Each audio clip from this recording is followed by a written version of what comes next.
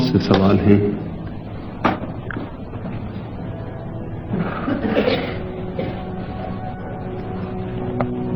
एक मित्र ने पूछा है,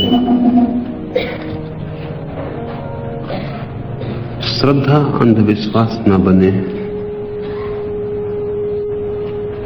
इसके लिए क्या करें?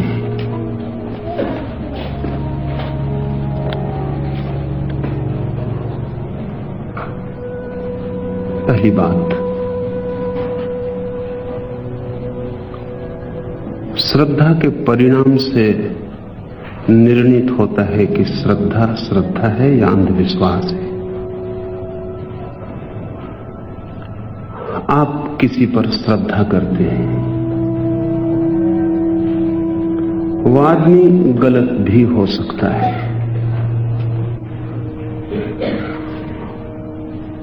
वो श्रद्धा का पात्र ना भी हो, ये भी हो सकता है। अगर ऐसे आदमी पर आप श्रद्धा करते हैं तो लोग कहेंगे ये अंधश्रद्धा है, आप अंधे हैं, आपको दिखाई नहीं पड़ता कि वो आदमी गलत है। अगर आप ऐसे किसी सिद्धांत पर श्रद्धा करते हैं जिसके लिए वैज्ञानिक कोई प्रमाण नहीं है, तो लोग कहेंगे ये अंधश्रद्धा है। मेरी परिभाषा अलग है।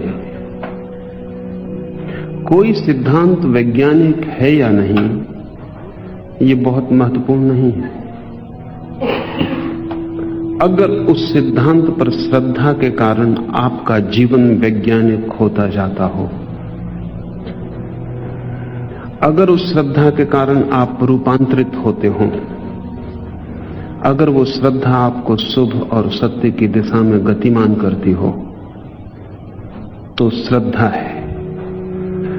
और वो सिद्धांत कितना ही वैज्ञानिक हो, लेकिन उस पर भरोसा रखने से आपका जीवन और सड़ता हो, नीचे गिरता हो, तो अंधश्रद्धा है।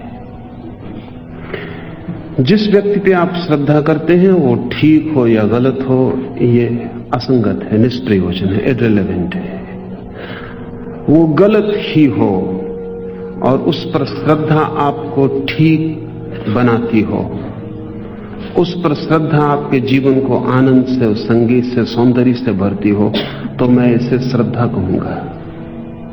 और वह आदमी बिल्कुल ठीक हो और आपकी श्रद्धा उस पर आपको नीचे गिराती हो, दुख में, पीड़ा में, नरक में, या आपकी गति को अवरुद्ध करती हो, उस श्रद्धा के कारण आप बढ़ते ना हो, रुक जाते हो, तो मैं कहूंगा अंधश्रद्धा है। इसका अर्थ यह हुआ कि श्रद्धा कैसी है, ये श्रद्धा करने वाले पर निर्भर है।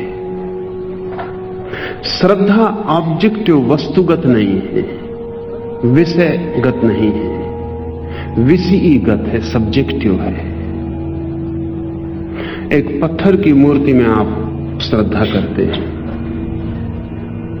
अगर ये श्रद्धा आपके भीतर नए फूलों को खिलने में सहयोगी होती है,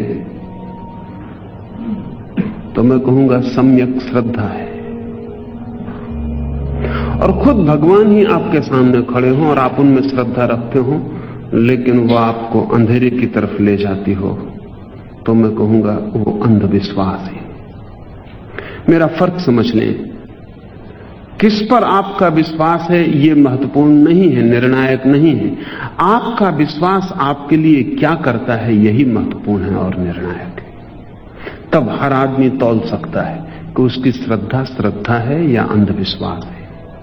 अगर आपके विश्वास आपको कहीं भी नहीं ले जाते और आप जहां थे वहीं सड़ते रहते हैं, तो वे अंधविश्वास है। क्योंकि श्रद्धा तो एक आग है, वह आपको जला देगी और बदल डालेगी। आग में हम डालते हैं सोने को, तो जो कचरा है वो जल जाता है, सोना बच जाता है। आग सच्ची है या झूठी, इसका और क्या सवाल सोना पूछ सकता है।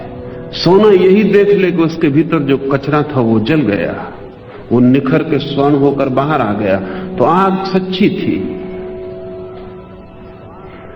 आग को जानने का सोने के लिए और उपाय भी क्या है?